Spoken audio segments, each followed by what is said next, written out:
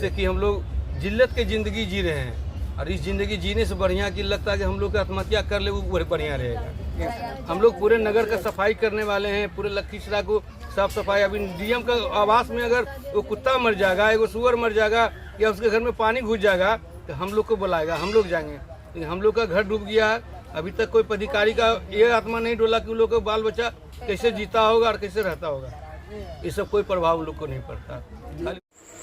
महादलित समुदाय करीब 3 साल पहले तक लखीसराय रेलवे स्टेशन के पास सरकारी जमीन पर 2 पीढ़ियों से बसा हुआ था, लेकिन उन्हें वहां से हटा दिया गया और पिछले 3 साल से क्यूल नदी के किनारे पथला घाट में अस्थायी रूप से बसा दिया गया है। 4 डिसमिल जमीन न पक्का आवास, बस खुले आसमान के नीचे गुजारा करने की मजबूर और संघर्ष का लंबा सफर। इन परिवारों का कहना है संविधान हर नागरिक को रहने के लिए जमीन का अधिकार देता है, लेकिन यहाँ इंसानियत और हक दोनों ही बेघर हो चुके हैं।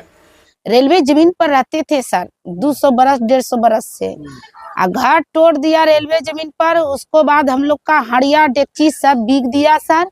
उसको बाद हम लोग कुल बाल बुतरू हम लोग का दम बिलटे ढनके लगा सर।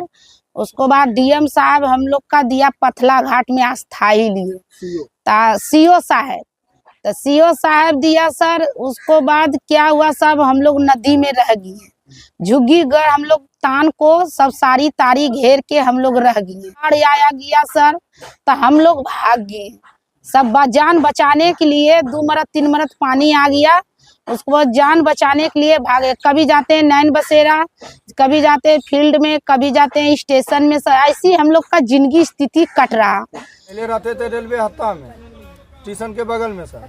वहाँ से तोड़ के हम लोग को नदी किनारा बसाया गया। कौन बसाया था यहाँ? सीओ साहब ने और डीएम साहब ने। 3 साल से सर हम लोग इतना वेतन दे रहे हैं, इतना दरवाजा खटखटा रहे हैं कि अभी तक कोई सुनवाई हम लोग को नहीं हुआ है। हम लोग डोम जाति से आते हैं, महादलित परिवार हम लोग हैं। कितने घर होंगे आप लोग? यहाँ हम लोग 150 घर हैं। 150 घर है? हाँ।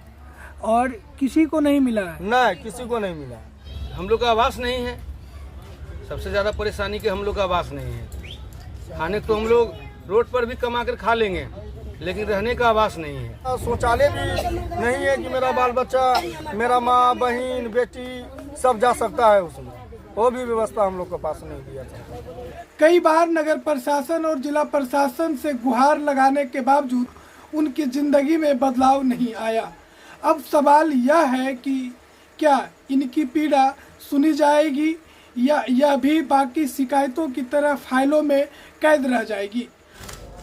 रेलवे स्टेशन से जो अतिक्रमण हटाया गया है, कल अखबार के माध्यम से जानकारी मिली है, कुछ लोगों को हटाया गया है। अभी तला 3 साल हो गया हम लोग का टूटना घर सर। अभी तला हम लोग का कोई माने इसका संधान नहीं निकला है। 3 महीना से राशन भी नहीं मिल रहा सर। हम लोग कितना बेटी बहू लेके नदी में डूबेंगे, धसेंगे।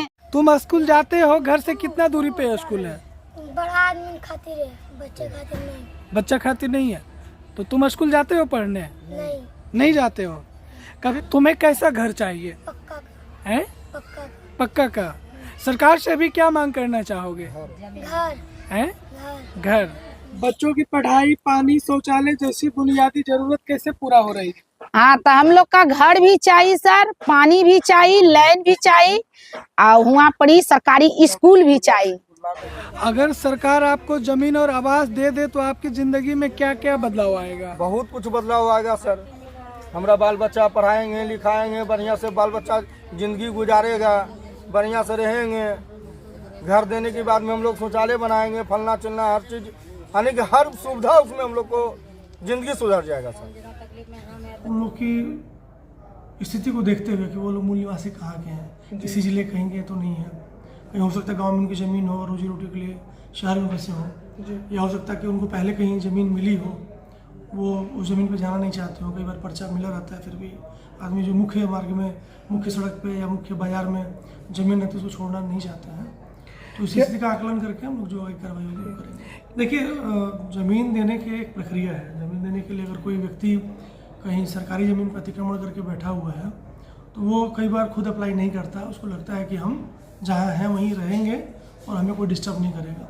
कई बार वो बताना भी नहीं चाहता है कि हम यहाँ पर, उसके पास ज़मीन नहीं है, वो यही मान के चलता है कि सरकार की ज़मीन पर एक बार कब्जा कर लिया तो वो ज़मीन उसकी हो गई हो।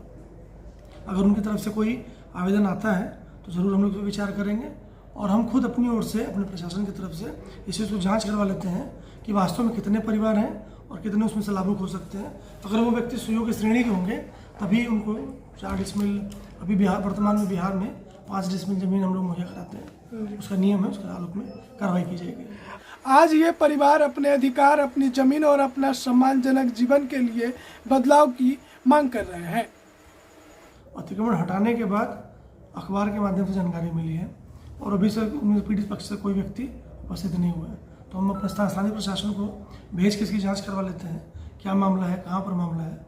एक बार स्थिति क्लियर होने के बाद ही आगे कार्रवाई की जाएगी। हो सकता है कई बार की आवेदन आता है, हम लोग उसे साइन करके निचले पदाधिकारी के पास भेजते हैं जो सहकर्मी होते हैं उनके पास, और वहाँ से रिपोर्ट नहीं आ पाती है, तो कई आवेदन से छूट जाते हैं जी। तो हम लोग इस मामले की पूरी जांच कर लेते हैं, क्या पूर्व में उनकी तरफ से कोई आवेदन आया इस प्रकार का, और अगर उनके जनप्रतिनिधि या उनके समुदाय के लोग सतर्क रहते हैं, संपर्क में रहते हैं, तो जरूर उस पर कार्रवाई होती है।